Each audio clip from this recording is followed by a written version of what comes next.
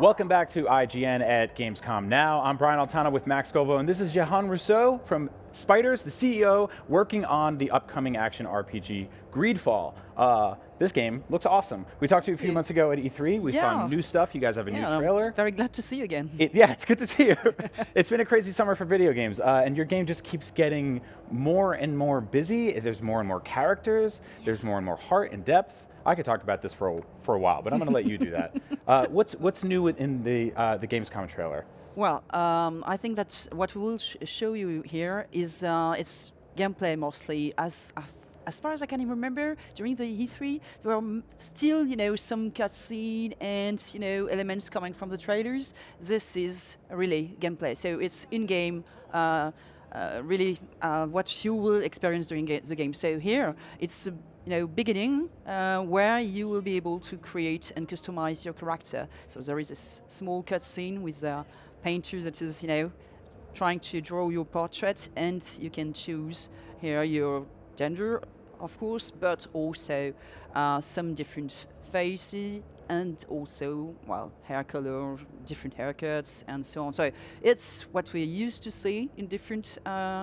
RPGs. I mean, it's not that original, but we try to make it, relevant with the time period. So we try to have some haircuts that are, consistent. I like this haircut a lot. We see a lot of different sort of novel ways of doing a character creation screen. In Fallout, it's like shaving, but this is such a nice touch to be sort of sitting for a portrait. Now you just had a brand new trailer that really emphasized sort of the character side of things. I feel like when we talked to you at E3, it was all monsters and the terrifying wilderness stuff. And now I find out that we're not monster hunters. It's all about diplomacy. Yeah.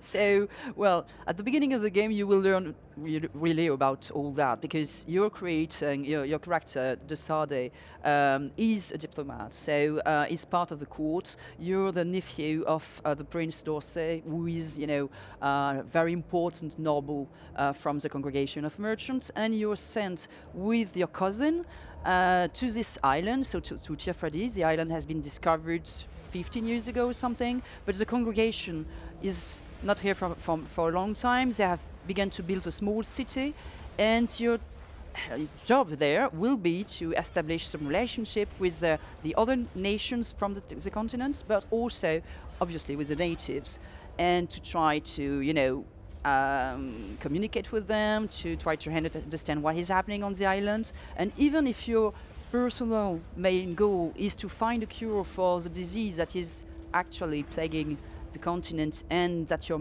mother is dying from, well, you will also have to do a lot of diplomacy with different other factions that are here. And it's not just the factions either. You have companions too, right? Yeah, each companion is related to one of the factions. So there is 5 companions, and there is 5 other factions than the congregation of merchants.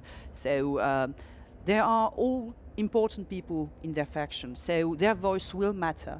So when you're going to visit, for example, some other governors from the other nations, or some kings and queens of the native, the fact that you have a companion with you that is also important in their faction will probably make them more welcoming, and these companions can help you understand what is happening in the faction, what you should know about the different tensions, or the political setting of this faction. And of course, if you're bringing someone from the opposite faction, it can, lead to a terrible mistake. That's not really great diplomacy. It's like, hey, I heard you hate these guys. I brought one of them. One side of my brain wants to ask you all about the skill trees, which we just saw. They're very in-depth. Yeah. The other side of my brain just wants to scream out, like, is that some sort of badger bear? There's so many wonderful monsters in this game. Every time we see this game, I feel like there's crazier creatures that start coming out of the woodwork. Well, we try to create some original creatures, different from what you are used to see in this type of games. So there are these animals that are different, and the idea was to create the same, I would say, amazement feeling that probably some when some people reach some new islands and new country, they discovered strange fauna, strange creatures. They were trying to draw them, and most of the time it looks very strange, and we're very weird when we're looking at the drawings now. And this is what we wanted to give back to the players. So a kind of amazement feeling and the discovery also. I really love that, because if you look at like cave paintings of horses, they're like kind of thick. Yeah. And then you're like, did they have weird horses, or did they just draw horses weird? With very small head. Yeah, exactly. I mean, I think overall this game has it doesn't look familiar. It doesn't look like the same as everything else. It's got a unique look, and the monsters have their own kind of original designs. I read somewhere that you did a lot to kind of create a custom language. Yeah. So all the natives have their own language. When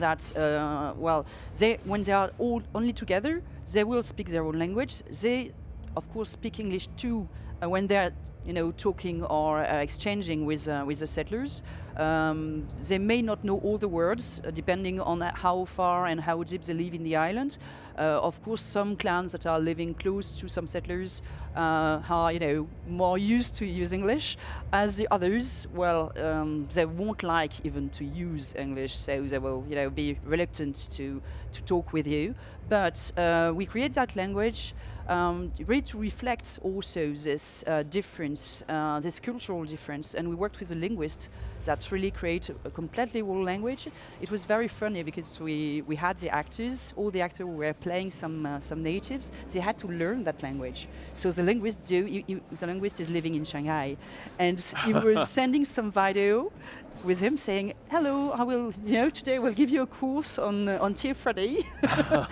And all the actors, were repeating in front of the video. It was very, very funny. But they were amazing, very professional, and it was for me very moving to hear that language, being talked, and finally seeing these characters taking life. Yeah, I mean, to make a video game from the ground up is an immense project, and that's when you can even be following the lead of other games that are out there, and you're like, no, we need to create original monsters, and oh, by the way, let's have a foreign language as well. Why not? Now, it's an undertaking. This is kind of like a tragic question, but you're essentially, I'd say, invading a sort of a native space where there are creatures indigenous to that area in the wild, and you're kicking their asses and they're spitting blood everywhere. Are you kind of the bad guy from some perspective? Well, you can. I mean, as a player, we have had plenty of choices. You will meet plenty of different people. You have to understand that even the different faction, they are not thinking all the people are not thinking the same thing and acting the same way.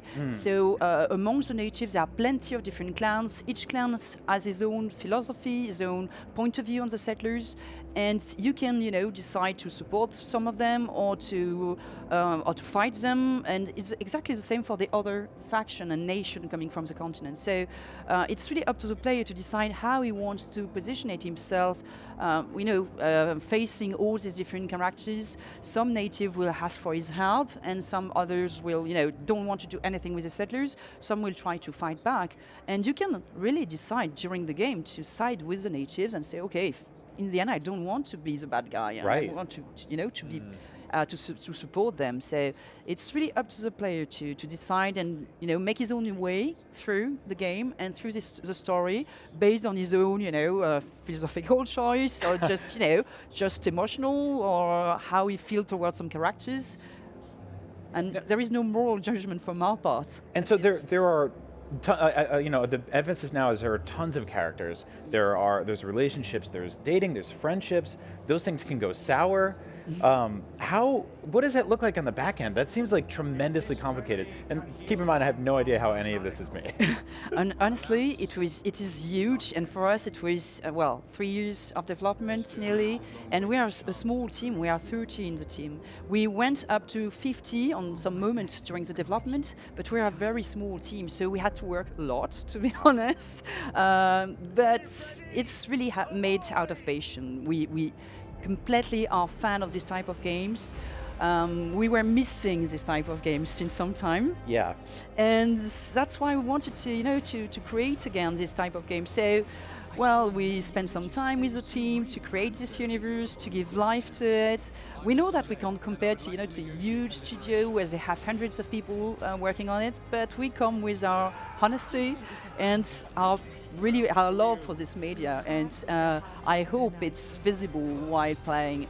It's a generous game, and we tried to add all we could. So crafting system, as you can see it in the videos.